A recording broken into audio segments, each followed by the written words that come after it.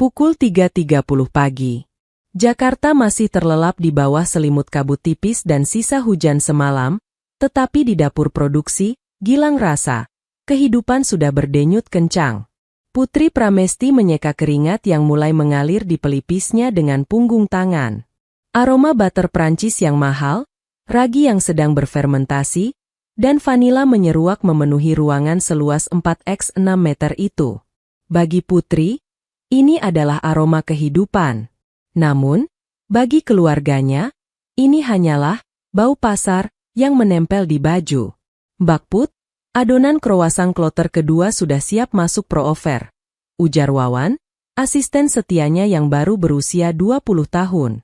Putri mengangguk, matanya masih fokus pada timbangan digital. Oke, Wan. Pastikan suhunya stabil di 26 derajat. Jangan sampai overproof, pesanan Bu Dirjen pagi ini tidak boleh gagal. Di usia 31 tahun, Putri telah membangun Gilang rasa dari jualan donat kentang keliling, hingga menjadi salah satu artisan bakeri yang paling dicari di Jakarta Selatan. Tangan kanannya memiliki bekas luka bakar samar, tanda mata dari oven tua 5 tahun lalu, namun jari jemarinya begitu lincah memilin adonan Danish pastry. Tidak ada yang tahu bahwa di balik kesuksesan omzet puluhan juta per bulan itu, rekening pribadi Putri seringkali kosong melompong. Ponselnya yang tergeletak di meja stainless steel bergetar hebat. Nama, Ibu, terpampang di layar. Putri menghela napas panjang. Bukan sapaan selamat pagi yang ia harapkan, melainkan instruksi. Ia menekan tombol loudspeaker sambil tetap mengoleskan kuning telur di atas nastar premium. Halo, Bu. Put, kamu belum transfer uang catering untuk lamaran Dinda? Suara ibunya terdengar tajam, tanpa basa-basi. Ini vendornya sudah nagih dari kemarin. Kamu niat bantu adikmu nggak sih? Putri menahan gejolak di dadanya. Bu, ini masih jam 3:30 pagi. Bank juga belum online semua fiturnya kadang-kadang. Nanti jam 7 Putri transfer. Kan janjinya memang hari ini. Alah, alasan. Kamu pasti sibuk sama tepung-tepungmu itu sampai lupa keluarga. Sergah ibunya. Dinda itu adikmu satu-satunya. Dia mau dapat suami orang kaya, pejabat. Jangan sampai kita kelihatan susah cuma gara-gara kamu telat bayar catering. Malu sama keluarga calon besan. Iya, Bu. Nanti Putri transfer 25 juta sesuai tagihan. Ada lagi. Sama itu, Dinda minta tambahan 5 juta buat skincare sebelum hari haji mukanya lagi breakout. Dia stres mikirin acara. Kamu tambahin sekalian. Sambungan telepon diputus sepihak. Tidak ada kata, tolong. Tidak ada, terima kasih. Dan pastinya tidak ada pertanyaan. Kamu sehat, Put? Putri terdiam sejenak. Tangannya gemetar, bukan karena lelah mengaduk adonan, tapi karena rasa perih yang tak kasat mata. 30 juta rupiah. Itu adalah keuntungan bersih toko selama 2 minggu penuh kerja keras tanpa libur. Uang yang seharusnya ia tabung untuk memperbaiki exhaust fan dapur yang mulai rusak, kini harus melayang demi gengsi adiknya, Dinda. Mbak Putri. Wawan memanggil pelan, sadar bosnya sedang melamun. Oven nomor 3 sudah bunyi. Putri tersentak. Ia segera kembali ke mode profesional. Emosinya ia lipat rapi, disembunyikan di balik apron putihnya yang penuh noda tepung. Pukul 9 pagi, setelah gelombang pengiriman pagi selesai, Putri menyempatkan diri mampir ke rumah orang tuanya di kawasan Tebet. Rumah itu megah, hasil renovasi 2 tahun lalu yang biayanya 90% berasal dari kantong Putri. Begitu ia masuk, ia melihat Dinda sedang duduk santai di sofa ruang tengah, kuku-kukunya sedang dipoles oleh terapis nail art panggilan. Ibunya sedang sibuk membolak-balik majalah desain interior, sementara bapaknya menikmati kopi sambil menonton berita saham. Assalamualaikum, ucap Putri pelan. Hening. Hanya bapak yang bergumam pelan tanpa menoleh.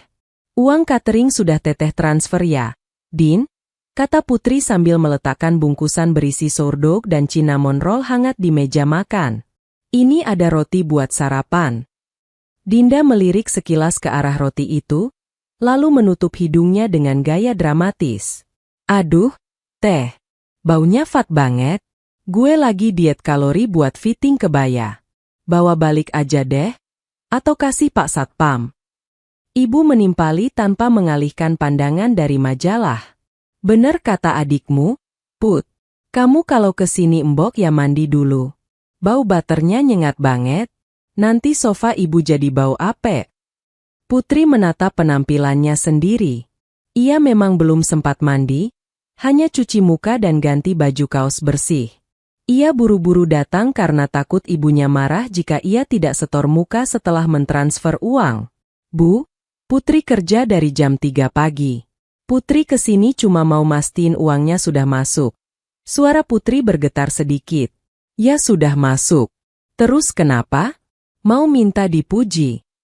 Dinda tertawa sinis. Itu kan kewajiban Teteh. Teteh nggak nikah-nikah, nggak punya tanggungan anak. Duitnya buat siapa lagi kalau bukan buat kita? Lagian, calon suamiku nanti itu levelnya beda. Teh, kalau aku nikah sama dia, derajat keluarga kita naik.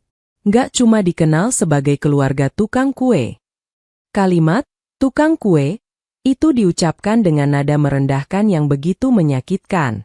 Padahal, tukang kue, inilah yang membayar cicilan mobil yang terparkir di garasi, membayar listrik AC yang mendinginkan ruangan itu, dan membiayai gaya hidup sosialita mereka. Putri mengepal tangannya di sisi tubuh. Ingin rasanya ia berteriak, mengungkit semua pengorbanannya selama 7 tahun terakhir sejak bapak pensiun dini dan kena tipu investasi bodong. Tapi, seperti biasa, ia menelannya kembali. Doktrin, anak berbakti, sudah tertanam terlalu dalam, menjadi rantai yang menjerat lehernya. Ya sudah kalau gitu. Putri pamit balik ke toko. Masih ada pesanan siang, ujar Putri kaku. Ia berbalik badan, melangkah keluar. Put, panggil bapaknya tiba-tiba. Langkah Putri terhenti. Ada secercah harapan bapak akan membelanya atau setidaknya berterima kasih. Minggu depan pas acara lamaran, mobil box kuemu jangan diparkir di depan pagar ya, kata bapak datar. Jelek kelihatannya. Parkir di ujung jalan saja. Tamu Dinda itu orang-orang penting. Pintu rumah tertutup di belakang punggung Putri. Di bawah terik matahari Jakarta, air matanya akhirnya jatuh. Ia merasa bukan seperti anak di rumah itu, melainkan mesin ATM berjalan yang perlahan mulai rusak, namun terus dipaksa bekerja. Dan hari ini baru permulaan dari rangkaian mimpi buruk menuju pertunangan adiknya. Selasa siang di Gilang Rasa biasanya adalah waktu tersibuk. Deru mixer raksasa beradu dengan denting loyang dan suara uap dari mesin espresso. Putri sedang fokus menyusun hiasan edible flower di atas lemon tart ketika lonceng pintu depan berbunyi nyaring. Disusul suara sepatu hak tinggi yang mengetuk lantai keramik dengan tempo cepat dan tidak sabaran. Wawan, yang sedang melayani pelanggan di etalase depan, tampak serba salah. Ia melirik ke arah dapur kaca, memberi kode mata pada Putri. Putri tahu arti tatapan itu. Masalah datang. Dinda masuk ke area produksi tanpa permisi, diikuti ibunya. Mereka menerobos tulisan, staff only, di pintu ayun seolah peraturan itu tidak berlaku bagi darah daging pemilik toko. Panas banget sih di sini. Teh? AC-nya rusak apa gimana? Keluh Dinda sambil mengibas-ngibaskan tangan di depan wajahnya yang tertutup makeup tebal. Putri meletakkan tweezers pinset kuenya. Dinda? Bu. Ini area steril. Kalian nggak pakai hairnet dan masker. Tolong tunggu di depan saja, ya? Sebentar lagi Teteh keluar. Halah, cerewet amat, potong ibunya ketus. Matanya memindai rak-rak pendingin yang penuh dengan kue pesanan orang lain. Kami cuma sebentar. Dinda mau kasih lihat referensi kue buat hari Sabtu. Dinda menyodorkan ponsel pintarnya tepat di depan wajah Putri. Layar itu menampilkan gambar sebuah dessert table megah bergaya Eropa klasik. Ada macaron tower, petit gateaus berlapis emas, dan puncaknya, sebuah croquembouche, Menara susunan kue sus yang direkatkan dengan karamel pintal, setinggi 1 meter. Gue mau yang kayak gini. Teh? Persis, kata Dinda enteng. Soalnya tema lamaranku Parisian chic. Jadi kuenya harus klasik, gak mau kue bolu kampung biasa. Putri menahan napas. Ia tahu persis tingkat kesulitan kue itu. Croquembouche adalah mimpi buruk logistik di iklim Jakarta yang lembab. Karamelnya bisa meleleh dalam hitungan menit jika suhu tidak dijaga. Belum lagi detail petit gateaus yang butuh waktu pengerjaan berhari-hari. Din, suara Putri terdengar lelah. Ini hari Selasa. Acaramu Sabtu pagi. Membuat croquembouche setinggi ini butuh persiapan minimal 3 hari. Belum lagi isian custartnya harus segar. Jadwal produksi teteh sudah penuh sampai Minggu. Ya dikosongin dong jadwalnya, seru Dinda, matanya membelalak tak percaya. Gue ini adik lo. Masak lo lebih mentingin pesanan orang lain daripada acara sakral gue? Bukan begitu. Pesanan orang sudah masuk dan dibayar lunas sebulan lalu. Kalau teteh batalkan, reputasi toko hancur. Ibu maju selangkah, menatap Putri dengan tatapan mengintimidasi yang sudah ia hafal sejak kecil. Putri, kamu jangan perhitungan sama keluarga. Kemarin kamu sudah telat transfer uang catering. Sekarang mau nolak bikin kue? Kamu mau bikin ibu malu di depan keluarga calon mertua Dinda? Mereka itu orang terpandang. Put, kalau kuenya jelek, atau nggak ada kuenya, muka ibu mau ditaruh di mana? Teteh bisa buatkan, tapi mungkin modelnya disederhanakan. Tawar Putri, mencoba mencari jalan tengah. Atau cupcake tower yang lebih. Nggak mau. Dinda menghentakkan kaki. Harus itu. Pokoknya gue nggak mau tahu. Gue udah pamer di grup WhatsApp keluarga calon suami kalau kakak gue pastry chef hebat lulusan kursus luar negeri. Kalau yang keluar cuma cupcake, gue dibilang penipu. Oke. Putri memijat pelipisnya yang berdenyut. Kalau mau full set seperti ini, estimasi biayanya sekitar 7-8 juta. Din, bahan bakunya impor semua. Vanila BA-nya saja sudah mahal. Anggaran kalian masih ada. Hening sejenak di dapur itu. Hanya suara timer oven yang berbunyi. Dinda tertawa kecil, tawa yang kering dan meremehkan. Teh, lo nagih gue? Serius? Lo kan yang punya toko. Bahannya tinggal ambil di gudang. Masak sama adik sendiri hitung-hitungan dagang? Kita udah nggak ada budget lagi. Duitnya udah habis buat sewa dekorasi bunga segar. Lagian, tambah ibu dengan nada final, anggap saja ini kado pertunangan kamu buat Dinda. Kamu kan belum beli kado apa-apa. Putri menatap kedua wanita di hadapannya. Mereka tampak begitu asing. Tidak ada sedikit pun pemahaman bahwa bahan di gudang itu dibeli dengan uang perputaran usaha yang ketat. Bahwa listrik, gaji Wawan, dan sewa ruko harus dibayar. Sabtu pagi harus sudah diantar ke venue jam 7 teng. Jangan telat dan jangan leleh, perintah Dinda sambil membalikkan badan, merasa diskusinya sudah selesai dan ia memenangkannya. Dan ingat, Put, ibu menunjuk wajah Putri dengan telunjuknya. Jangan bikin malu. Kuenya harus mewah. Jangan kelihatan murahan. Mereka berdua melenggang pergi, meninggalkan aroma parfum menyengat yang bertabrakan dengan aroma roti. Pintu depan tertutup, dan keheningan yang menyakitkan kembali menyelimuti dapur. Wawan masuk perlahan dari depan, wajahnya merah pada menahan marah.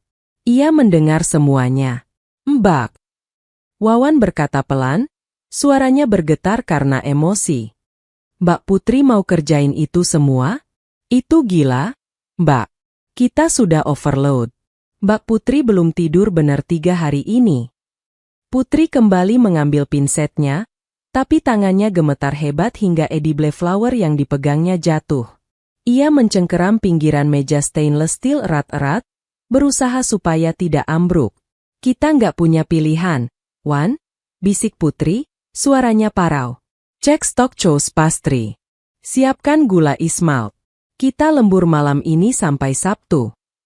Tapi Mbak, kerjakan saja, Wan, bentak Putri tiba-tiba, sebuah ledakan emosi langka yang langsung ia sesali sedetik kemudian. Ia melihat wajah Wawan yang terkejut. Maaf, Wan. Tolong bantu saya. Sekali ini saja. Wawan mengangguk prihatin, tidak tega membantah bosnya yang terlihat seperti lilin yang hampir habis terbakar. Putri menatap kalender di dinding. 4 hari lagi menuju kehancuran fisiknya, demi sebuah menara gula untuk adik yang bahkan tidak sudi memakan roti buatannya. Jumat malam, atau lebih tepatnya Sabtu dini hari pukul 2. Dapur Gilang Rasa tidak lagi terasa seperti tempat penciptaan karya seni, melainkan seperti ruang penyiksaan. Sudah 36 jam Putri nyaris tidak tidur. Matanya merah dan bengkak, dikelilingi lingkaran hitam yang kontras dengan wajahnya yang pucat karena kelelahan. Di hadapannya, ratusan kue sus, chows, yang telah diisi krim diplomat vanila berjajar rapi, menunggu untuk disusun menjadi menara ambisius permintaan adiknya. Wawan sudah tertidur di sudut dapur dengan posisi duduk memeluk lutut, kelelahan setelah seharian mengoven. Putri membiarkannya. Ia mengambil alih tugas paling berbahaya sendirian, merakit Chrokuembo Uhe. Di atas kompor, panci berisi gula cair mendidih. Ini adalah tahap krusial. Gula itu harus dimasak hingga mencapai tahap hard crack, titik di mana ia berubah menjadi karamel cair yang sangat panas, lengket, dan cepat mengeras. Suhu cairannya mencapai 150 derajat Celcius. Di dunia pastry, ini sering disebut lava emas. Indah, tapi mematikan. Tangan Putri gemetar. Bukan hanya karena lelah, tapi karena kadar gula darahnya rendah. Ia lupa makan malam. Satu persatu. Put, fokus, gumamnya pada diri sendiri.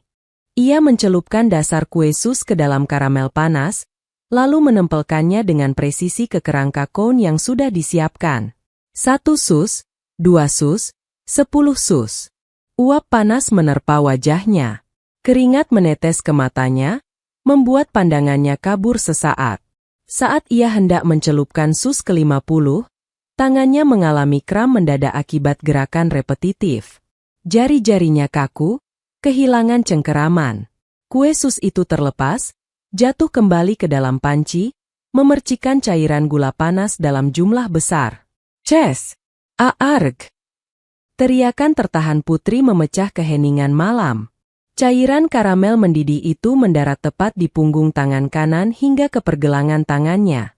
Tidak seperti air panas yang mengalir jatuh, gula cair menempel di kulit, membakar jaringan daging terus-menerus selama ia masih panas. Wawan tersentak bangun, matanya membelalak kaget. Mbak Putri. Kenapa? Mbak? Putri menggigit bibir bawahnya hingga berdarah untuk menahan jeritan. Rasanya seperti kulitnya sedang disetrika hidup-hidup. Air, Wan. Air mengalir. Cepat. Wawan berlari panik, menyalakan keran wastafel cuci piring sebesar-besarnya. Putri menyodorkan tangannya di bawah guyuran air. Kulit yang terkena gula itu melepuh seketika, berubah warna menjadi merah tua yang mengerikan, sebagian kulitnya bahkan terkelupas ikut bersama gula yang mulai mengeras. Ya Allah! Mbak, ini harus ke rumah sakit. Ini luka bakar serius. Suara Wawan bergetar ketakutan melihat luka itu. Putri menatap jam dinding. Pukul 2.45 pagi. Acara Dinda dimulai pukul 8. Menara kuenya baru setengah jadi. Jika ia pergi ke UGD sekarang, ia tidak akan selesai tepat waktu. Nggak bisa, Wan, desis Putri. Air mata kesakitan mengalir di pipinya tanpa bisa dibendung. Ambilkan salep burn gel di kotak P3K. Sama perban. Cepatan. Tapi Mbak, itu kulitnya. Lakukan saja. Wawan, kalau ini nggak selesai, ibu bakal bunuh aku. Dengan tangan gemetar, Wawan membalut luka mengerikan itu seadanya. Rasa perihnya berdenyut sampai ke ubun-ubun setiap kali jantung Putri berdetak. Tapi Putri, dengan kegilaan yang dipicu oleh rasa takut mengecewakan keluarga, kembali berdiri di depan panci panas itu. Ia menggunakan tangan kirinya untuk mencelup, dan tangan kanannya yang terbalut perban tebal untuk menopang sikut. Ia bekerja sambil menangis dalam diam, menahan sakit yang tak terbayangkan. Pukul 7 pagi. Menara Chrokwembohe itu berdiri megah setinggi 1 meter. Dihiasi dengan bunga-bunga gula dan jaring-jaring karamel emas, spoon sugar, yang berkilauan ditimpa cahaya matahari pagi. Sebuah mahakarya yang lahir dari penderitaan. Ponsel Putri berdering. "Kamu di mana sih? Sudah jam 7 lewat." Suara Dinda melengking di telepon. "Teteh sudah di jalan, Din. Naik taksi online karena mobil box lagi mogok. Sebentar lagi sampai," jawab Putri lemah. Ia memang tidak bisa menyetir dengan tangan seperti itu. "Awas kalau telat. Tamu VIP calon mertua udah mau datang. Jangan bikin malu." Klik. Telepon mati. Setibanya di gedung acara, Putri dibantu oleh supir taksi menurunkan kotak kaca besar berisi kue itu. Ia berjalan masuk lewat pintu belakang kitchen gedung, sesuai instruksi bapaknya agar tidak merusak pemandangan tamu yang datang lewat lobi depan. Di ruang persiapan, Dinda dan ibu sudah menunggu. Mereka memakai kebaya brokat senada yang harganya pasti puluhan juta rupiah. Cantik, wangi, dan berkilauan. Kontras dengan Putri yang berantakan, matanya cekung, dan baju kerjanya yang kusut. Akhirnya datang juga. Dinda mendengus, lalu matanya berbinar melihat kue itu. "Wah, not bad. Keren juga jadinya. Sesuai ekspektasi gue." Dinda sibuk memotret kue itu dari berbagai angle untuk Instagram Story, tanpa menatap kakaknya sedikit pun. Ibu mendekat, tapi bukan untuk menyapa, melainkan merapikan taplak meja. Matanya kemudian tertumbuk pada perban tebal yang membalut tangan kanan Putri. Ada rembesan cairan kuning dan sedikit darah menembus kain kasa putih itu. "Tanganmu kenapa, Put? Kok diperban begitu? Kotor kelihatannya," komentar ibu dengan nada jijik, bukan khawatir. "Kena gula panas semalam, Bu." "Luka bakar?" jawab Putri pelan, berharap ada sedikit empati. "Ceroboh banget sih kamu. Makanya kalau kerja itu hati-hati," omel ibu sambil mengibaskan tangan. "Sana, kamu pulang saja. Jangan keluar ke area pesta. Nanti orang-orang jijik lihat perbanmu itu, dikira kamu punya penyakit kulit. Merusak selera makan tamu." Dada Putri sesak. Hatinya seperti diremas. Ia menahan sakit fisik yang luar biasa selama 5 jam terakhir demi momen ini, dan yang ia dapatkan hanyalah pengusiran. "Bu, Putri belum makan dari kemarin. Boleh minta kotak snack satu saja buat di jalan?" pinta Putri, membuang harga dirinya karena perutnya benar-benar perih. Ibu melirik ke arah tumpukan kotak snack premium untuk tamu. "Itu pas-pasan, Put. Jatah tamu VIP. Kamu beli saja bubur ayam di depan kompleks sana. Kan kamu punya duit." Di saat Putri terdiam mematung, pintu samping terbuka. Seorang pria berjas rapi, berusia sekitar 35 tahun, masuk sambil menelepon. Ia tampak berwibawa namun wajahnya ramah. Itu Johan Wiratama, sepupu jauh dari calon tunangan Dinda, yang kebetulan bertugas mengecek kesiapan catering dari pihak keluarga pria. Johan menghentikan langkahnya saat melihat Putri yang berdiri gemetar. Matanya yang tajam menangkap perban yang merembes di tangan Putri dan wajah pucat pasinya. "Maaf," suara bariton Johan terdengar tegas, memotong kecanggungan. Ia menutup teleponnya. "Mbak ini yang membuat Chrokwembohe itu." Dinda dan ibu langsung mengubah ekspresi wajah mereka menjadi manis seketika. Mas Johan? Sapa ibu ramah. "Iya, ini anak saya yang punya toko kue." "Biasalah, Mas, namanya juga kerja di dapur, suka kotor dan luka-luka dikit. Maaf ya kalau pemandangannya kurang enak." Johan tidak menanggapi ibu.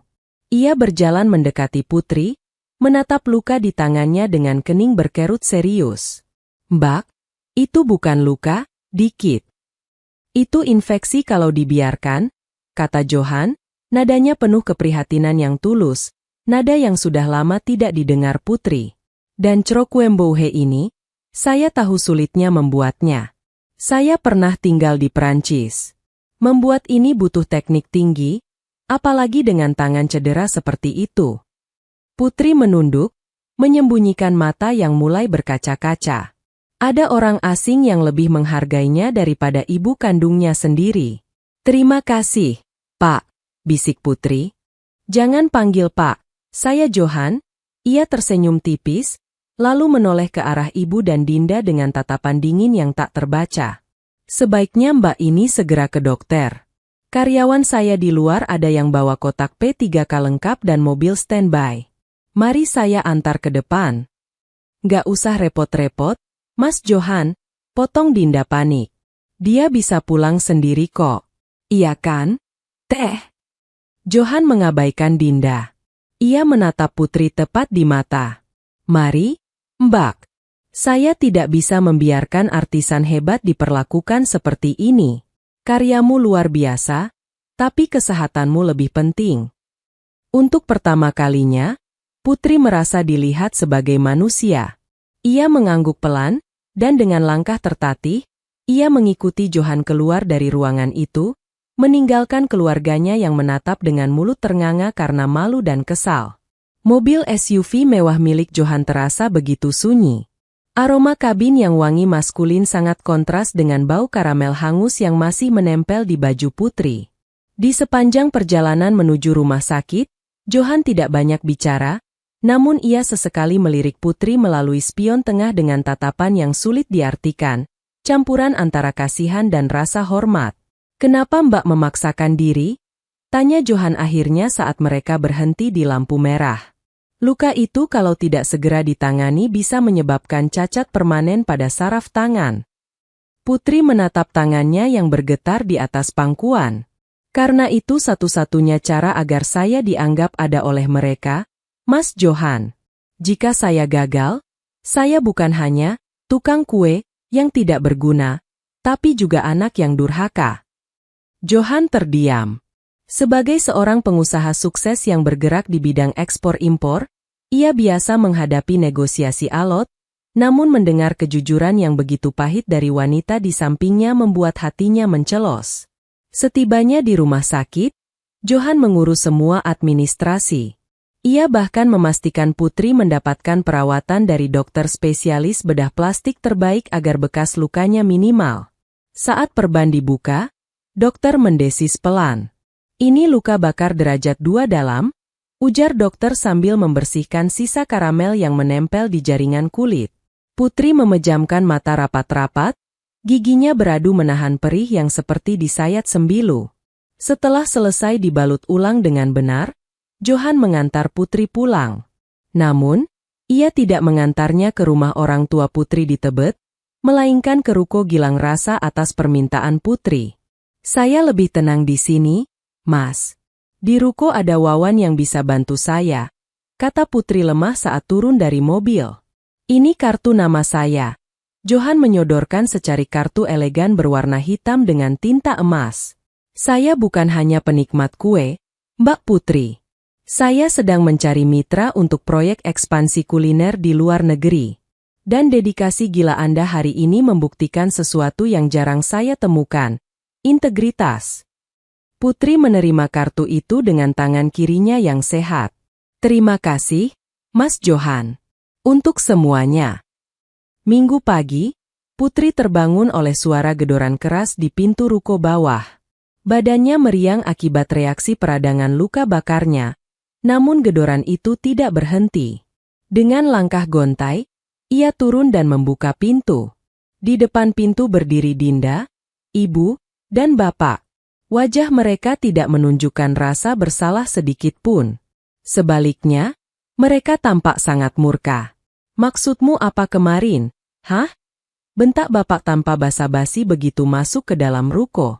Kamu sengaja cari perhatian ke Mas Johan supaya kami kelihatan jahat? Kamu tahu nggak? Gara-gara kamu, suasana lamaran kemarin jadi canggung. Putri bersandar pada etalase kaca, kepalanya pening. Putri cuma ke rumah sakit, Pak. Mas Johan yang menawarkan bantuan. Halah, sok suci. Sela Dinda sambil melemparkan sebuah amplop coklat ke meja. Ini, gara-gara lo pingsan-pingsanan kemarin, keluarga calon mertua gue nanya-nanya. Mereka pikir kita keluarga yang gak harmonis. Calon mertuaku bilang, kalau kakaknya saja gak terurus, gimana adiknya? Ibu malu? Put, malu. Ibu menimpali sambil memukul meja. Dan sekarang, gara-gara kamu juga, vendor dekorasi dan souvenir minta pelunasan sisa 50 juta hari ini. Katanya kalau nggak lunas, mereka nggak mau lanjut buat acara resepsi bulan depan. Putri menatap mereka tidak percaya. 50 juta? Ibu. Putri baru saja bayar 30 juta hari Selasa kemarin. Tabungan toko sudah mepet. Putri juga nggak bisa kerja maksimal seminggu ke depan karena tangan ini. Nggak mau tahu. Dinda berteriak. Toko ini kan ramai terus. Masak 50 juta nggak ada? Lo sengaja ya mau gagalin pernikahan gue karena lo iri? Iri karena lo perawan tua yang cuma bisa mainan tepung sementara gue dapat pria kaya? Putri merasa jantungnya berhenti berdetak sesaat. Kalimat itu lebih menyakitkan daripada karamel mendidih yang membakar kulitnya. Ia menoleh ke arah bapak dan ibu, berharap ada pembelaan. Namun, bapak justru membuang muka, dan ibu hanya menatapnya dengan pandangan menuntut. Kunci brankasnya mana? Tanya ibu dingin. Kalau kamu nggak mau kasih uangnya, ibu yang ambil sendiri. Toh ini usaha keluarga juga, kan? Kamu bangun ini pakai doa ibu. Bukan, Bu. Suara Putri serak. Ini usaha Putri. Putri yang bangun dari modal jualan donat keliling. Ibu dan bapak nggak pernah keluar uang sepeser pun. Plak. Satu tamparan mendarat di pipi Putri. Bapaknya menatapnya dengan mata merah. Berani kamu membantah orang tua? Semua yang kamu punya adalah milik kami. Tanpa kami, kamu nggak ada di dunia ini. Keheningan yang mencekam menyelimuti ruko. Wawan yang baru datang dari pintu belakang hanya bisa mematung di sudut. Air matanya menetes melihat bosnya diperlakukan seperti itu. Putri memegang pipinya yang panas. Sesuatu di dalam dirinya, sesuatu yang selama ini ia sebut sebagai bakti, tiba-tiba retak dan hancur berkeping-keping. Di titik itu, ia menyadari, ia bukan sedang berbakti, ia sedang dijajah. Ambil, kata Putri pelan, suaranya sangat datar dan dingin hingga membuat ketiga orang di depannya terdiam. Putri merogoh saku apronnya, mengambil kunci brankas dan kunci ruko. Ia meletakkannya di atas meja. Ambil semua uang di dalam sana. Ambil kunci toko ini. Anggap saja itu pelunasan, hutang nyawa, saya kepada kalian, ujar Putri. Ia menatap mereka satu persatu dengan mata yang kini kering, tanpa air mata sama sekali. Tapi setelah ini, jangan pernah cari saya lagi. Jangan pernah sebut nama saya lagi sebagai bagian dari keluarga kalian. Ibu tertawa meremehkan sambil menyambar kunci itu. Kamu mau ngancam? Silakan pergi. Paling juga seminggu lagi kamu nangis-nangis minta maaf karena nggak punya tempat tinggal. Tanpa toko ini, kamu itu bukan siapa-siapa, Putri. Putri tidak menjawab. Ia berbalik, naik ke lantai atas hanya untuk mengambil tas ransel berisi pakaian dan dokumen pribadinya yang memang selalu ia siapkan di kantor. Saat ia turun, ia melihat keluarganya sudah sibuk berebut membuka brankas di meja kasir. Putri melangkah keluar pintu ruko. Ia menatap Wawan yang masih berdiri terpaku. Wawan, kamu pulang dulu. Cari pekerjaan lain. Mbak nggak bisa bayar kamu lagi di sini. Wawan berlari mengejar Putri. Mbak Putri mau kemana? Mbak lagi sakit. Putri mengeluarkan ponsel dari saku celananya. Ia mencari sebuah kartu nama hitam di dompetnya. Dengan tangan yang gemetar namun yakin, ia menekan nomor yang tertera di sana. Panggilan itu diangkat pada nada ketiga. Halo, Mas Johan? Ini Putri. Apakah tawaran kemitraan itu masih berlaku? Saya, Saya sudah tidak punya apa-apa lagi sekarang. Tapi saya punya kemampuan saya. Di seberang telepon, suara Johan terdengar tenang dan memberikan rasa aman yang luar biasa. Saya sudah menunggu telepon ini, Putri. Saya jemput sekarang. Jangan menoleh ke belakang. Putri mematikan ponselnya. Ia berjalan menjauh dari ruko Gilang Rasa, meninggalkan semua jerih payahnya selama bertahun-tahun demi sebuah kemerdekaan yang baru saja ia temukan di tengah rasa sakit. 2 minggu berlalu sejak Putri melangkah keluar dari ruko Gilang Rasa. Masa-masa awal itu ia lewatkan dalam pemulihan yang intensif. Johan tidak setengah-setengah. Ia menempatkan Putri di sebuah apartemen layanan yang tenang dan menyediakan perawat khusus untuk mengganti perban tangannya setiap hari. Saya tidak ingin Anda bekerja sebelum tangan itu benar-benar bisa memegang whisk dengan stabil, kata Johan saat mereka bertemu di sebuah kafe sepi untuk membahas rencana bisnis. Putri menatap tangannya. Kulit baru mulai tumbuh, berwarna merah muda tipis dan sangat sensitif. Saya merasa tidak enak, Mas. Mas Johan sudah mengeluarkan banyak biaya. Johan tersenyum, kali ini lebih lebar. Anggap saja ini investasi pada aset paling berharga saya. Tim saya sudah melakukan riset. Nama, Putri Pramesti, punya reputasi bersih di kalangan kurator kuliner. Kita tidak akan membuka toko di Jakarta. Kita akan langsung ke Tokyo. Putri tertegun. Tokyo? Tapi persaingan di sana sangat ketat. Pastry Jepang adalah salah satu yang terbaik di dunia. Justru itu, sahut Johan mantap. Kita akan membawa rasa Nusantara dengan teknik Prancis dan presisi Jepang. Saya sudah mengamankan sebuah lokasi kecil di kawasan Daikanyama. Nama brandnya tetap Gilang Rasa. Tapi kali ini, Gilang bukan lagi sekadar nama yang Anda pilih tanpa arti. Gilang berarti cahaya terang. Ini adalah cahaya Anda. 3 bulan kemudian, Putri berdiri di sebuah dapur yang sangat berbeda dengan dapur sempitnya dulu. Dapur ini sangat modern, didominasi warna putih dan perak dengan peralatan tercanggih dari Jerman. Di luar jendela, kelopak sakura mulai berguguran di jalanan Daikanyama yang elegan. Putri mengenakan seragam chef baru yang bersih. Di kerahnya, tersemat bendera kecil Indonesia dan Jepang. Chef, bahan untuk ondeh-ondeh petit gateau sudah siap. Lapor asisten barunya, seorang pemuda Jepang bernama Kenji yang sangat disiplin. Putri mengangguk. Ia mengambil sebuah wadah berisi saus gula Malaka cair yang ia buat dengan teknik molekular gastronomi. Tangannya sudah pulih 90%. Meskipun ada bekas luka samar yang memanjang di pergelangan tangannya, Putri tidak lagi menutupinya. Baginya, itu adalah tato kehormatan, pengingat akan apa yang pernah ia lalui. Ia mulai mengkreasikan menu-menu unik. Croissant isi rendang premium, mousse kelapa dengan lapisan passion fruit, dan tentu saja, croquembouche versi mini yang ia beri nama The Survival. Johan sering datang berkunjung. Bukan untuk mengawasi sebagai bos, tapi lebih sering untuk mencicipi kreasi terbaru Putri. Kenapa kamu terlihat lebih bahagia di sini? Tanya Johan suatu sore sambil menikmati chaus rasa Earl Grey. Putri terdiam sejenak, memandang kesibukan di tokonya yang baru dibuka seminggu namun sudah mendapat antrean panjang dari warga lokal. Karena di sini, setiap kue yang saya buat dihargai karena rasanya, Mas. Bukan karena berapa nominal yang bisa dihasilkan untuk membeli tas mewah atau menutupi gengsi orang lain. Kamu tidak merindukan mereka. Putri menggeleng pelan. Rindu itu ada, tapi rasa sakitnya jauh lebih besar. Saya sudah memblokir semua kontak. Saya hanya ingin fokus pada hidup saya sekarang.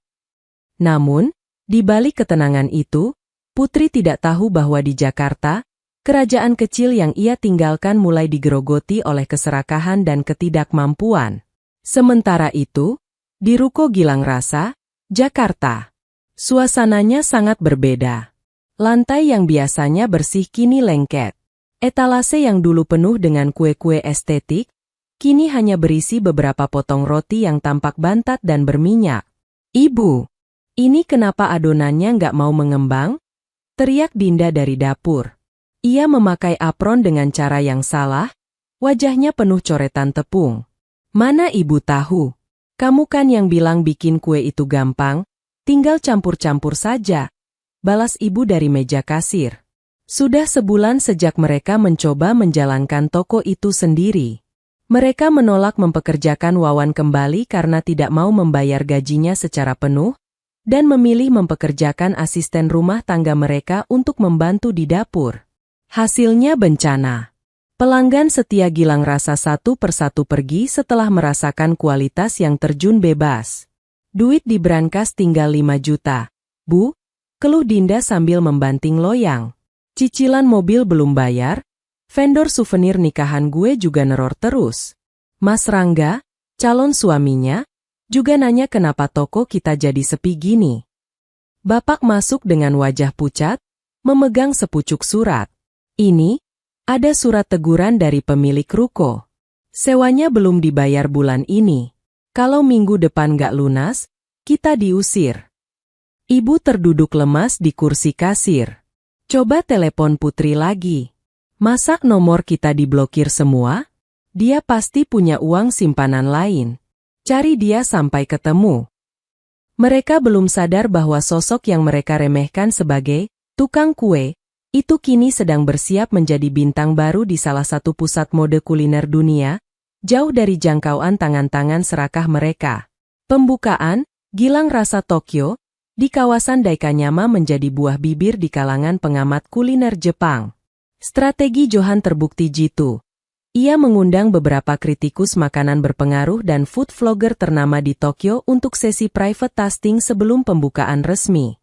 Putri berdiri di balik meja display yang minimalis. Ia mengenakan baju chef putih bersih dengan rambut yang disanggul rapi. Wajahnya tidak lagi kusam, ada rona kepercayaan diri yang terpancar. Ini adalah The Heritage Symphony. Jelas Putri dalam bahasa Inggris yang fasih kepada seorang kritikus dari majalah gastronomi Japan. Dasarnya adalah sable wijen hitam, dengan mouse santan yang ringan, dan di tengahnya terdapat liquid gold, karamel gula Malaka yang dimasak dengan teknik khusus. Kritikus itu mencicipi satu suapan kecil. Matanya terpejam. Keseimbangan yang luar biasa. Manisnya tidak berlebihan, dan tekstur karamelnya sangat halus. Saya dengar Anda mengalami kecelakaan saat membuat teknik karamel ini. Putri tersenyum tipis, matanya melirik sekilas ke bekas luka di pergelangan tangannya yang kini terlihat seperti garis artistik di bawah cahaya lampu toko. Luka itu yang mengajar saya bahwa api dan gula harus dihadapi dengan kesabaran, bukan ketergesaan. Malam itu, ulasan tentang Gilang Rasa viral. Orang Jepang yang sangat menghargai craftsmanship dan cerita di balik sebuah produk, jatuh cinta pada sosok Putri. Toko yang tadinya hanya target kecil, kini harus menerapkan sistem reservasi karena antrean yang membludak hingga ke trotoar. Di tengah kesibukan itu, Johan masuk ke toko saat jam tutup. Ia membawa sebotol air mineral dingin dan memberikannya pada Putri yang baru saja selesai membersihkan meja kerja. "Kamu sudah lihat berita hari ini?" tanya Johan. "Berita tentang apa?" "Saya belum sempat buka ponsel," jawab Putri sambil menyeka keringat. "Bukan berita kuliner. Berita dari Jakarta." Johan menyerahkan ponselnya. Layar itu menampilkan sebuah unggahan di akun gosip media sosial yang cukup besar di Indonesia. Foto itu menunjukkan ruko Gilang Rasa di Jakarta yang kini tertutup rapat dengan garis kuning di depannya dan sebuah spanduk besar, "Disewakan." Di bawahnya, ada foto tangkapan layar dari status media sosial Dinda yang sedang marah-marah, mengeluhkan pengkhianatan seorang kakak yang meninggalkan keluarga saat susah. Namun, kolom komentarnya justru penuh dengan hujatan netizen yang tampaknya tahu kebenarannya, mungkin dari bocoran mantan karyawan atau tetangga ruko. "Itu kan toko yang dulu punya Mbak Putri? Kasihannya, sejak mbaknya pergi, kualitasnya jadi sampah. Keluarganya cuma tahu makan duit doang," tulis salah satu netizen. Putri membaca komentar itu dengan perasaan campur aduk. Tidak ada rasa puas, Hanya ada rasa hampa yang tersisa. Mereka kehilangan semuanya, Put, kata Johan tenang. Vendor-vendor catering dan dekorasi yang tidak kamu bayar karena uangnya mereka pakai sendiri, akhirnya menuntut secara hukum. Kabarnya, calon mertua Dinda membatalkan pertunangan karena merasa tertipu oleh latar belakang keluarga mereka yang ternyata terlilit hutang di mana-mana. Putri menghela napas panjang, mengembalikan ponsel Johan. Itu pilihan mereka, Mas. Saya sudah memberikan kunci, uang di brankas, dan seluruh hidup saya selama 7 tahun. Jika itu semua masih belum cukup untuk menyelamatkan mereka, maka memang bukan saya yang harus menyelamatkan mereka, melainkan mereka sendiri. Johan menatap Putri dengan kekaguman yang semakin dalam. Kamu sudah sangat dewasa, Putri. Kebanyakan orang akan merasa ingin membalas dendam. Bekerja di sini, di Tokyo, adalah balas dendam terbaik saya, Mas. Hidup dengan baik dan bahagia adalah cara saya menunjukkan bahwa mereka tidak pernah bisa menghancurkan inti dari siapa saya. Tiba-tiba, ponsel Putri yang tergeletak di meja bergetar. Sebuah nomor baru yang tidak ia kenal masuk melalui pesan singkat. Put, ini Ibu. Bapak masuk rumah sakit, jantungnya kumat karena stres ditagih hutang. Tolong, Put, kirim uang sedikit saja untuk biaya rawat inap. Ibu janji nggak akan minta lagi. Kamu kan sudah sukses di luar negeri, jangan jadi anak durhaka yang tega lihat orang tua mati kelaparan. Tangan Putri gemetar sesaat. Bayangan bapak yang memukulnya kembali muncul. Bayangan ibu yang meremehkan lukanya kembali melintas. Ia menarik napas dalam-dalam, lalu melakukan sesuatu yang belum pernah ia lakukan seumur hidupnya terhadap ibunya. Ia menekan tombol delete dan memblokir nomor tersebut, tanpa membalas sepatah kata pun. Ada apa? Tanya Johan. Hanya gangguan kecil, jawab Putri mantap. Mas, besok kita ada pesanan khusus untuk acara kedutaan besar. Bisa bantu saya cek daftar belanja bahan lokalnya? Johan tersenyum, mengerti bahwa bab lama dalam buku kehidupan Putri telah benar-benar ditutup. Kehidupan di Tokyo memberikan Putri sesuatu yang tidak pernah ia dapatkan di Jakarta. Ketenangan untuk berkarya tanpa interupsi teriakan atau tuntutan materi. Namun, ketenangan itu terusik ketika sebuah email masuk ke akun resmi toko Gilang Rasa Tokyo. Subjeknya singkat, tolong baca, Kak. Itu dari Dinda. Kali ini nadanya tidak lagi angkuh, melainkan penuh rintihan. Dinda menceritakan betapa hancurnya hidup mereka di Jakarta. Rangga, calon suaminya, tidak hanya membatalkan pertunangan, tetapi juga menuntut pengembalian uang hantaran yang sudah terlanjur dipakai untuk membayar cicilan mobil bapak yang menunggak. Mereka kini tinggal di kontrakan sempit di pinggiran kota setelah rumah di Tebet disita bank. Putri menutup laptopnya dengan tangan bergetar. Ia mencoba fokus pada adonan macaron di depannya, namun fokusnya pecah. Putri, kamu tidak apa-apa? Suara Johan mengejutkannya. Johan baru saja kembali dari pertemuan dengan investor Jepang. Hanya surat dari rumah, jawab Putri pendek. Johan mendekat, ia bisa melihat gurat kecemasan di wajah mitra bisnisnya itu. Mereka menghubungimu lagi? Setelah semua yang mereka lakukan. Dinda bilang bapak sakit keras.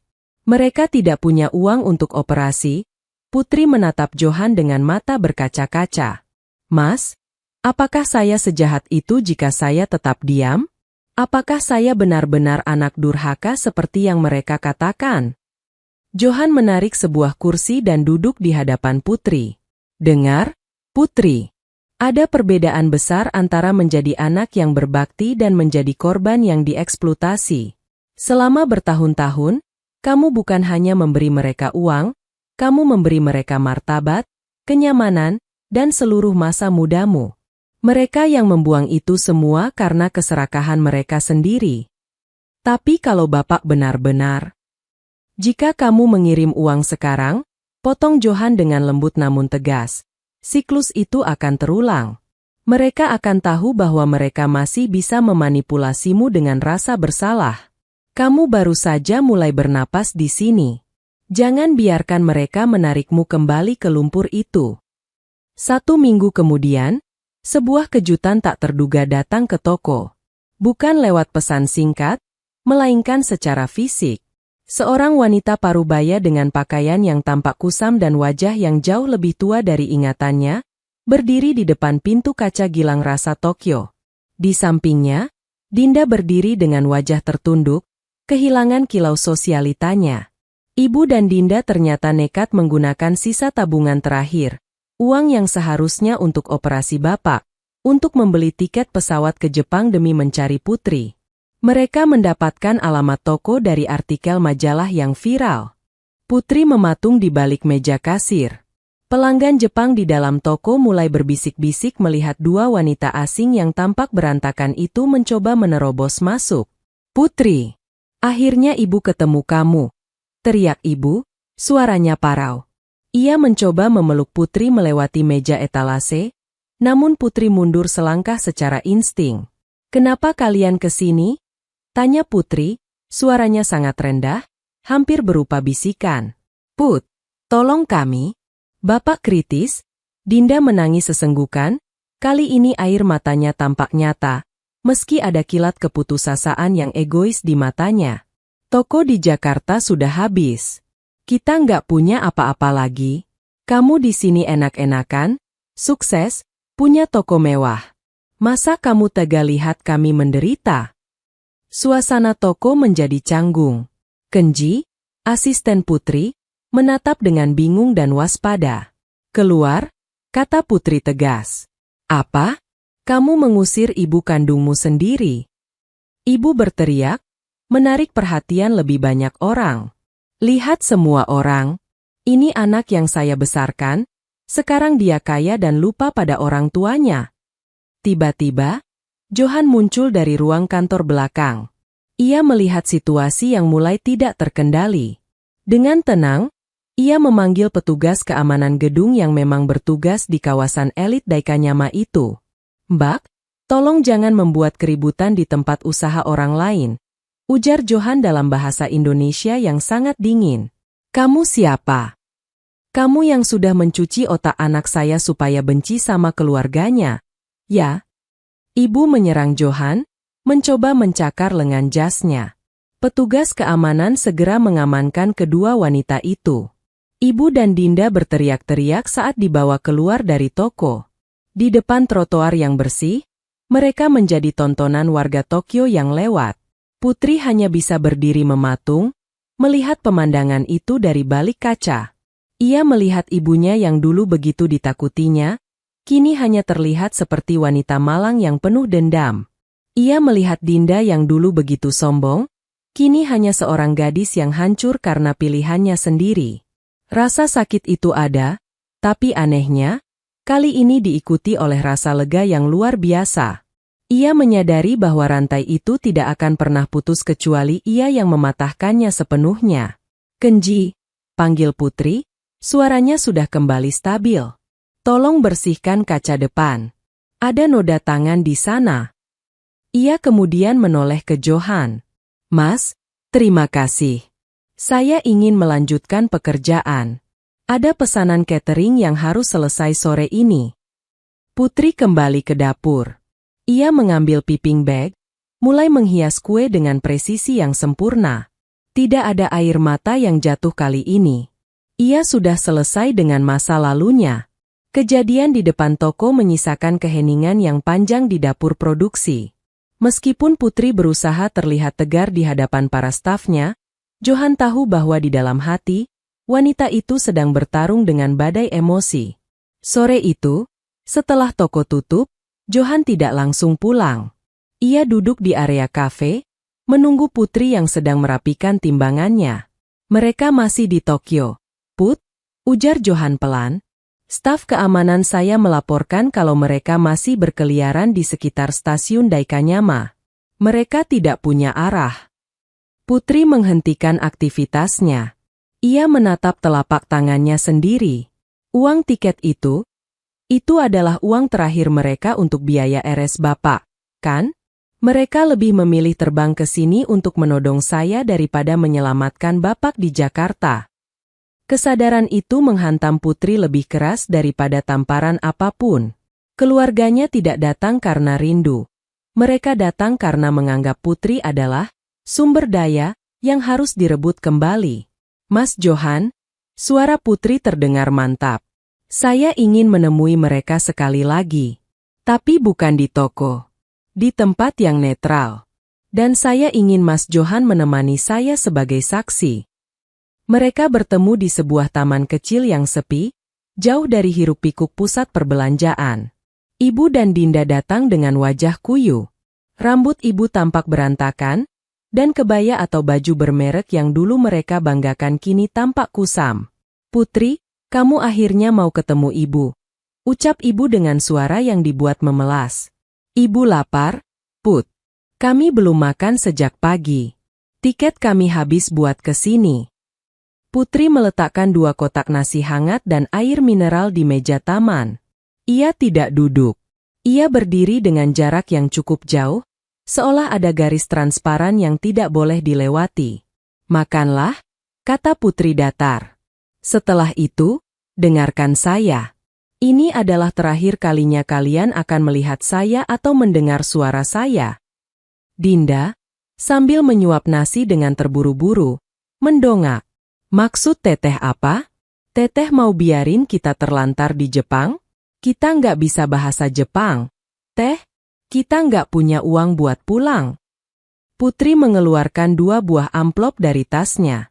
Di amplop pertama, ada tiket pesawat kelas ekonomi untuk kalian berdua pulang ke Jakarta, keberangkatan besok pagi. Saya sudah mengatur jemputan untuk kalian dari bandara langsung menuju kontrakan, jelas Putri. Mata ibu berbinar melihat amplop kedua yang tampak lebih tebal. Lalu itu uang buat bapak operasi, kan? Amplop kedua ini berisi uang yang jumlahnya cukup untuk melunasi biaya rumah sakit bapak dan sisa hutang vendor di Jakarta. Tapi, Putri menahan tangan ibu yang hendak menyambar amplop itu. Uang ini tidak akan saya berikan kepada kalian. Maksudmu apa? Ibu berteriak. Wajah aslinya kembali muncul. Kamu mau pelit sama orang tua sendiri. Uang ini sudah saya transfer langsung ke rekening pihak rumah sakit dan vendor melalui bantuan asisten Mas Johan di Jakarta. Kalian tidak akan memegang uang tunai sepeser pun, kata Putri dengan nada yang sangat dingin dan berwibawa. Saya tahu kalian. Jika uang ini saya berikan pada kalian, uang ini akan habis untuk tas baru atau gaya hidup Dinda. Sementara bapak akan tetap dibiarkan sakit. Dinda terdiam, wajahnya memerah karena malu sekaligus marah.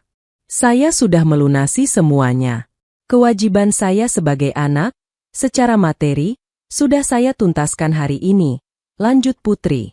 Sekarang, saya minta hak saya. Hak saya untuk hidup tenang tanpa kalian. Putri menatap ibu tepat di mata.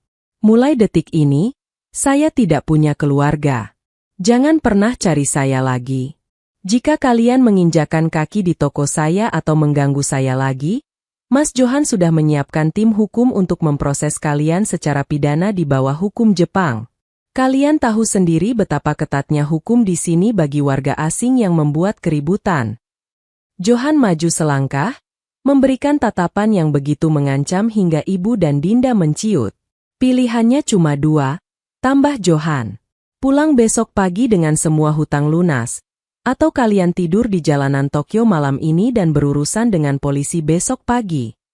Ibu menatap Putri dengan penuh kebencian. Kamu anak durhaka, Putri.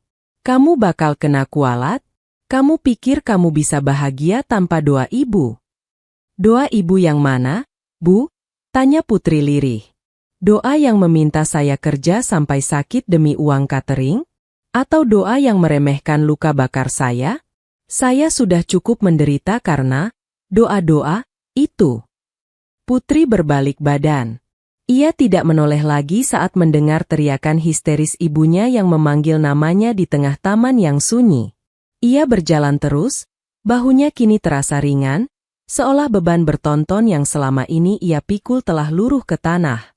Malam itu, di bawah lampu kota Tokyo yang gemerlap, Putri Pramesti akhirnya benar-benar bebas.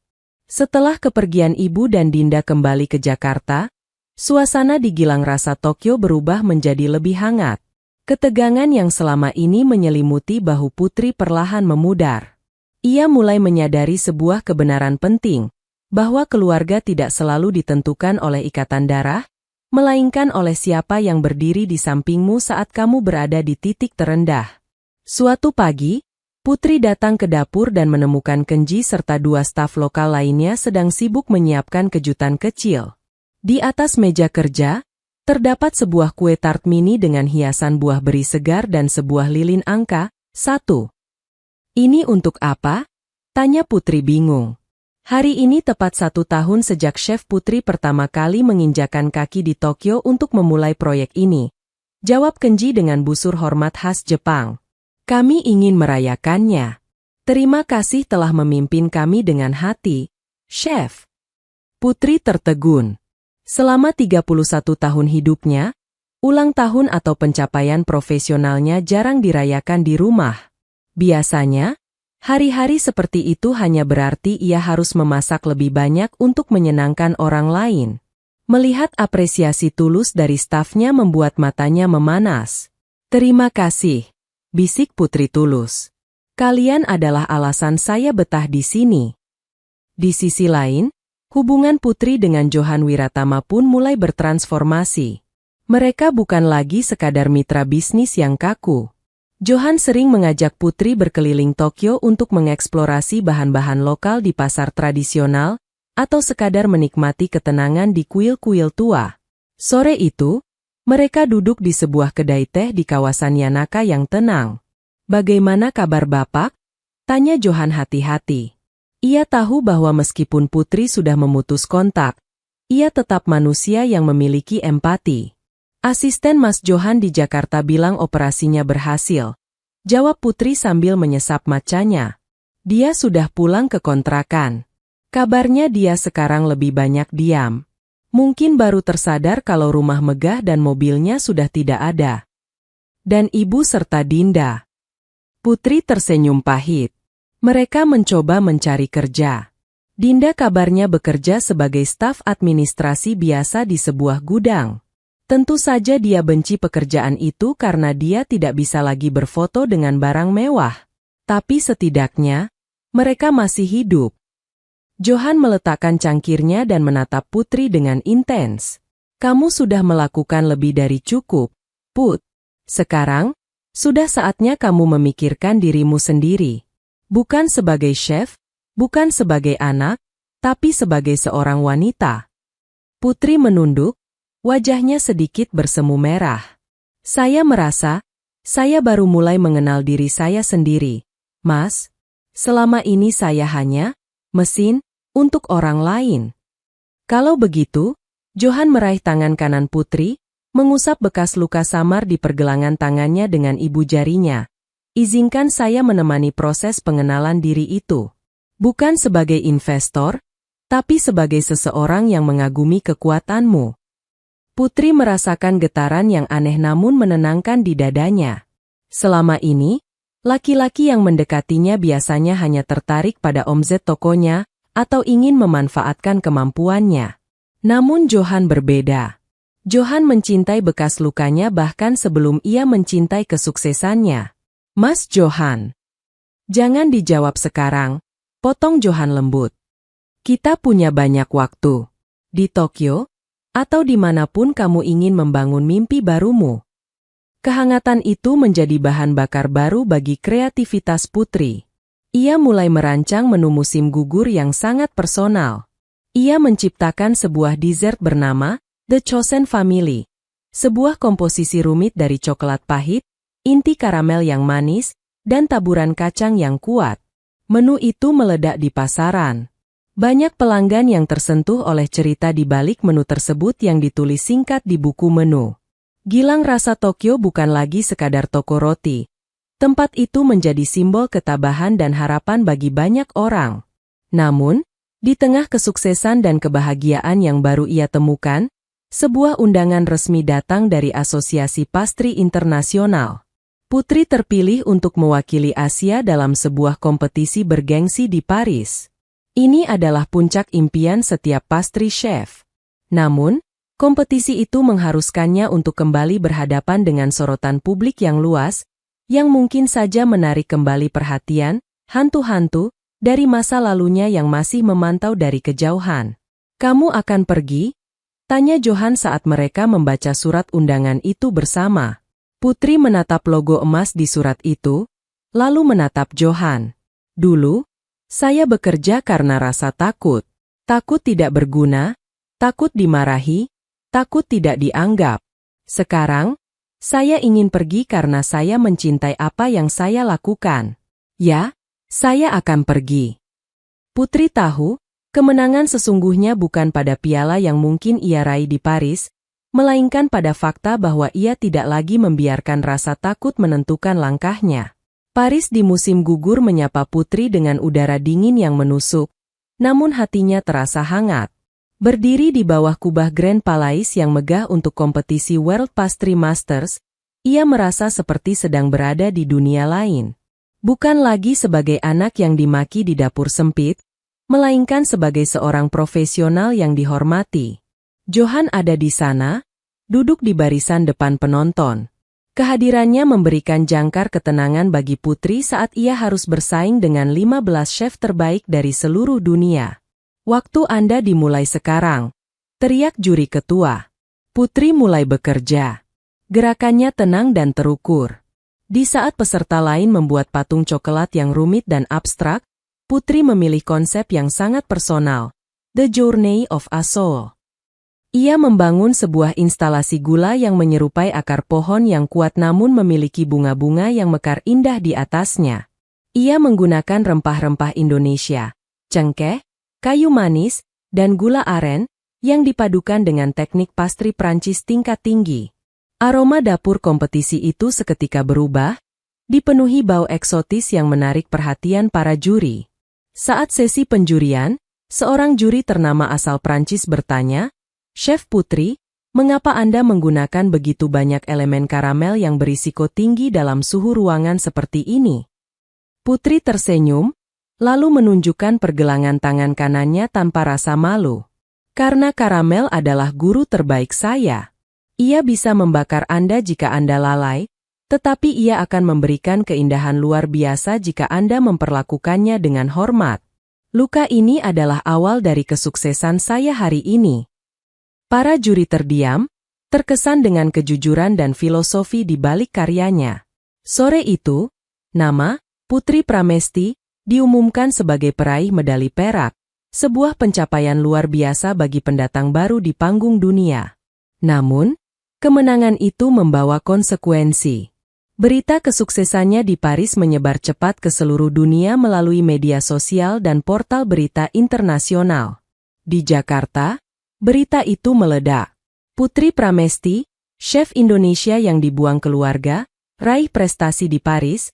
Demikian salah satu judul artikel viral yang ditulis oleh seorang juri yang sempat mendengar desas-desus tentang latar belakangnya. Di sebuah kontrakan sempit di Jakarta, Dinda menatap layar ponselnya dengan mata merah.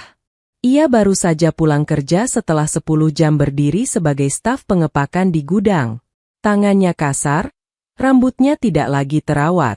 Di sampingnya, ibu sedang mengeluh tentang harga obat bapak yang terus naik. "Bu, lihat ini." Dinda menyerahkan ponselnya. Ibu melihat foto Putri yang sedang memegang piala di depan Menara Eiffel, bersanding dengan Johan yang tampak sangat gagah. Ibu tidak menangis karena bangga. Ia menangis karena merasa kehilangan tambang emas yang kini benar-benar berada di luar jangkauannya. "Dia pasti punya jutaan dolar sekarang, Din," bisik ibu dengan suara serak. "Seharusnya itu milik kita. Kalau saja dulu kita tidak terlalu kasar." "Bukan, kita yang kasar, Bu." Ibu yang selalu nuntut, sela Dinda pahit. Untuk pertama kalinya, Dinda menyalahkan ibunya. Ibu yang bilang dia cuma tukang kue. Sekarang lihat, tukang kue itu adalah orang paling terhormat di keluarga ini, dan kita bukan siapa-siapa. Pertengkaran pecah di antara mereka berdua. Tanpa Putri sebagai sasaran kemarahan bersama, mereka mulai saling menyerang satu sama lain. Kehancuran batin mereka lebih dalam daripada kehancuran finansialnya. Mereka hidup bersama dalam satu atap, namun saling membenci, terjebak dalam penyesalan yang terlambat. Kembali di Paris, malam setelah kompetisi, Johan mengajak Putri berjalan-jalan di sepanjang sungai Seine. "Kamu melakukannya, Put? Dunia sekarang tahu siapa kamu," ujar Johan. "Dunia tahu saya sebagai chef, Mas. Tapi saya hanya ingin dikenal sebagai orang yang akhirnya bisa bernapas lega," jawab Putri sambil memandang pantulan lampu kota di air sungai. Johan menghentikan langkahnya tepat di bawah jembatan Pont Neuf. Ia merogoh saku jasnya dan mengeluarkan sebuah kotak kecil. "Putri, selama setahun ini saya melihatmu tumbuh dari seorang wanita yang hancur menjadi cahaya bagi banyak orang. Saya tidak ingin hanya menjadi mitra bisnismu. Saya ingin menjadi tempatmu pulang, apapun yang terjadi nanti." Johan membuka kotak itu. Sebuah cincin dengan berlian sederhana namun sangat jernih berkilau di dalamnya. Putri menatap cincin itu, lalu menatap Johan. Untuk pertama kalinya, ia tidak merasa takut akan komitmen. Ia tidak takut hartanya akan dikuras atau tenaganya akan diperas. Ia melihat keamanan di mata Johan. "Iya, Mas. Saya mau," bisik Putri. Di kota mode yang jauh dari tanah kelahirannya, di tengah kesuksesan internasional yang tak pernah ia bayangkan, Putri menemukan apa yang selama ini ia cari. Bukan validasi dari keluarga yang beracun, melainkan cinta yang menghormati kemandiriannya. Berita pertunangan Putri dan Johan di Paris menjadi peluru terakhir yang menghancurkan sisa-sisa reputasi keluarga Pramesti di Jakarta. Dunia media sosial sangatlah kejam. Ketika prestasi Putri diangkat, kisah lama tentang bagaimana ia diperlakukan oleh keluarganya pun digali kembali oleh para detektif internet. Mantan pelanggan Gilang Rasa yang pernah menyaksikan Dinda memaki Putri di toko, mulai bersuara. Begitu pula vendor-vendor yang sempat dikelabui.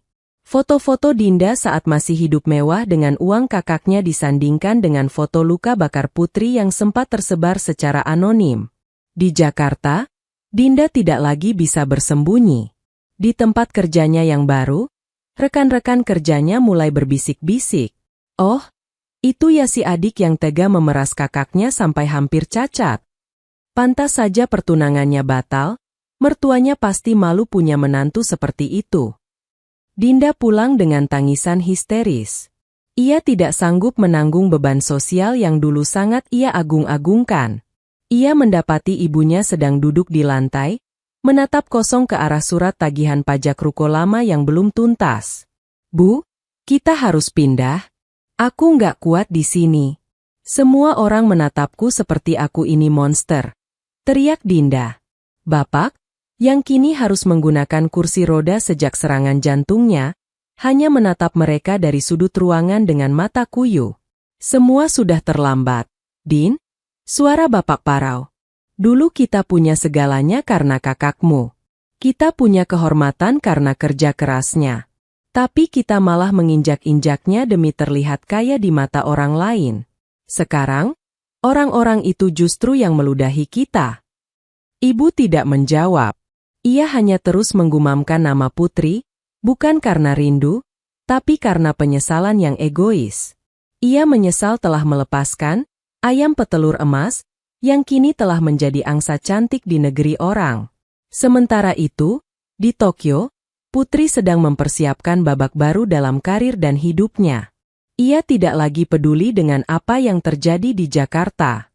Baginya, berita tentang keluarganya hanyalah seperti suara bising di kejauhan yang tidak lagi bisa menyakitinya. "Kamu siap untuk langkah besar ini?" tanya Johan sambil mendampingi Putri di depan sebuah gedung megah di kawasan Ginza. Putri mengangguk mantap. "Sangat siap, Mas." Langkah besar itu adalah pembukaan akademi pastry kecil yang dikelola Putri di bawah bendera Gilang Rasa. Ia ingin memberikan kesempatan bagi chef-chef muda berbakat, terutama mereka yang memiliki latar belakang sulit, untuk belajar teknik profesional tanpa harus merasa tertekan atau dimanfaatkan. "Saya ingin tempat ini menjadi dapur yang penuh kasih, Mas. Bukan dapur yang penuh teriakan dan tuntutan tanpa henti, ujar Putri. Pada hari peresmian akademi, Putri mengundang Wawan untuk terbang dari Jakarta. Wawan, yang selama ini tetap setia mendukung Putri lewat pesan singkat, menangis haru saat melihat kesuksesan mantan bosnya. Mbak Putri. Mbak benar-benar sudah melampaui semuanya, ujar Wawan bangga. Putri memeluk asisten lamanya itu seperti adik sendiri. Kamu yang akan mengepalai cabang di Jakarta nanti, Wan. Tapi bukan Gilang Rasa yang lama. Kita akan buka dengan sistem baru, di mana kesejahteraan karyawan adalah yang utama. Putri menyadari bahwa ia tidak perlu menghapus nama Gilang Rasa hanya karena kenangan pahit. Ia justru harus merebut kembali nama itu dan memberinya makna baru, bahwa rasa yang benar-benar Gilang, cemerlang, hanya bisa lahir dari hati yang bebas dan merdeka. Malam harinya, di balkon apartemen mereka, Johan memberikan sebuah hadiah kecil. Bukan perhiasan, melainkan sebuah buku jurnal kosong dengan sampul kulit berwarna coklat tua. Untuk apa, Mas? Tanya Putri. Untuk menulis resep-resep barumu. Resep yang tidak hanya tentang takaran tepung dan gula, tapi tentang perjalananmu. Aku ingin suatu saat nanti, anak-anak kita tahu bahwa ibu mereka adalah wanita terkuat yang pernah aku temui. Putri menyandarkan kepalanya di bahu Johan. Di kejauhan, lampu Tokyo Tower bersinar terang, seolah memberi restu pada kebahagiaan yang akhirnya ia genggam. Ia tidak lagi merasa perlu menoleh ke belakang. Di depannya, hanya ada aroma masa depan yang manis, stabil, dan penuh penghargaan. 2 tahun telah berlalu sejak malam di Paris itu. Pagi ini, Tokyo diselimuti salju tipis yang turun perlahan, menciptakan suasana tenang yang kontras dengan hiruk-pikuk di dalam akademi kuliner milik Putri. Putri, yang kini sudah menjadi istri dari Johan Wiratama, berdiri di depan kelas barunya. Perutnya tampak sedikit membuncit di balik baju chefnya. Ia sedang mengandung anak pertama mereka. Namun, semangatnya tidak surut. Ia sedang memperhatikan 10 siswa terpilih yang sedang berkonsentrasi menghias entremet mereka masing-masing. Ingat, suara Putri lembut namun berwibawa, kue yang sempurna tidak hanya berasal dari bahan-bahan mahal. Ia berasal dari ketenangan tanganmu. Jika hatimu penuh beban, karamelmu akan pahit. Jika hatimu penuh amarah, adonanmu tidak akan mengembang dengan tulus. Para siswa mengangguk takzim. Mereka melihat Putri bukan hanya sebagai seorang guru, tetapi sebagai sosok inspiratif yang kisahnya telah dibukukan dalam memoir kuliner berjudul Bittersweet Freedom, yang menjadi bestseller di beberapa negara. Setelah kelas selesai, Johan masuk ke ruangan dengan membawa sebuah amplop kecil yang dikirim dari Jakarta. Kabar terbaru?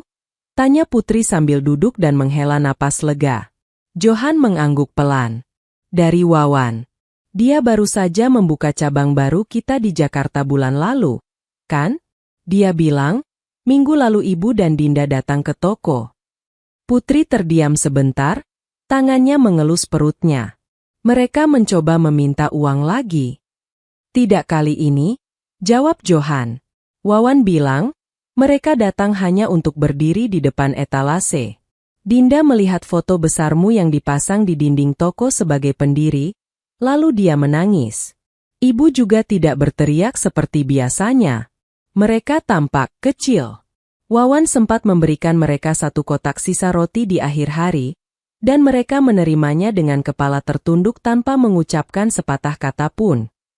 Putri menarik napas panjang. Ada rasa iba yang melintas, namun rasa sakit yang dulu menghimpit jantungnya kini sudah benar-benar hilang. Ia tidak lagi membenci mereka, tapi ia juga tidak memiliki keinginan untuk kembali ke dalam lingkaran itu. Bapak? Tanya Putri singkat. Bapak sudah tiada, Put. 2 bulan lalu. Kamu ingat kan? Pengacara kita sudah mengatur agar seluruh biaya pemakamannya dibayar dari dana khusus yang kamu siapkan? Ibu tidak memberitahu kita karena mungkin dia terlalu malu setelah semua kejadian di Tokyo dulu. Putri memejamkan mata sejenak, mengirimkan doa singkat untuk laki-laki yang pernah ia panggil ayah. Ia memaafkan, namun ia tetap memilih untuk tidak melupakan pelajaran hidup yang ia dapatkan. Kesetiaan dan bakti memiliki batas, dan batas itu adalah ketika martabat kita mulai dihancurkan. Sore harinya, Putri dan Johan berjalan-jalan di taman belakang akademi mereka. Cahaya matahari musim dingin mulai meredup, menyisakan warna oranye yang indah di langit. "Mas," panggil Putri. "Ya, sayang. Terima kasih sudah tidak pernah memintaku untuk menjadi anak yang baik dengan cara kembali pada mereka. Terima kasih sudah menghargai keputusanku untuk menjaga jarak."